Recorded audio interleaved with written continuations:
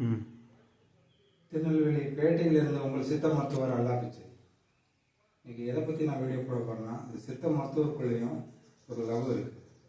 அதை பற்றி தான் நான் இப்போ பேச போகிறேன். அதாவது காதல் என்பது அன்பு. அன்பு நம்ம யார்கிட்ட செலுத்தலாம்னா நம்ம மனைவிட செலுத்தலாம்.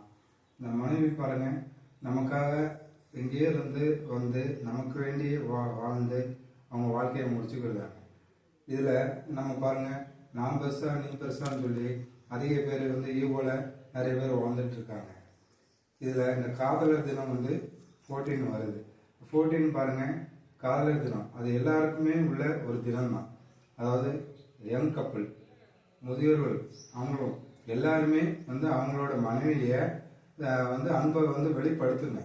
வெளிப்படுத்தாமல் இருந்தீங்கன்னா அவங்களுக்கு தெரியாது. சாதாரணமாக ஒரு பூ கொடுத்தே நீங்கள் வெளிப்படுத்தலாம். நான் பாருங்க, என்னுடைய மனைவிக்கு February 14 பிறந்த நாள்.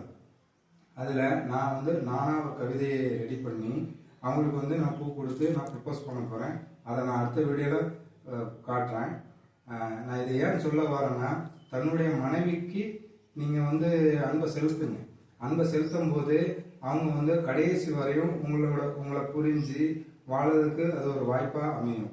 இதே மாதிரி நான் பண்ணுற மாதிரி நீங்களும் பண்ணலாம். அது உங்களுக்கு நல்ல ஒரு மாற்றத்தை கொடுக்கும், புரிதலை கொடுக்கும், ஒரு அன்பை கொடுக்கும். இதை நீங்கள் ட்ரை பண்ணுங்கள். நான் அடுத்த வீடியோவில் நான் அதை பற்றி போடுறேன். நீங்கள் கமெண்டில் சொல்லுங்கள், நான் என்ன எப்படி ப்ரப்போஸ் பண்ணுறேன். அதை நானாக ஒரு கவிதை எழுதி வச்சுருக்கேன். அதை நான் பேசி அவங்களுக்கு நான் பூ கொடுக்க போகிறேன் 14.